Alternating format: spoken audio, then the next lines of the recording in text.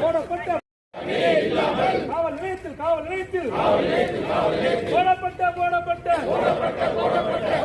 முறை செயல்படும் முகவை மாவட்டத்தின்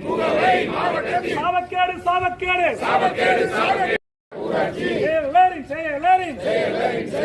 அராஜக நடவடிக்கை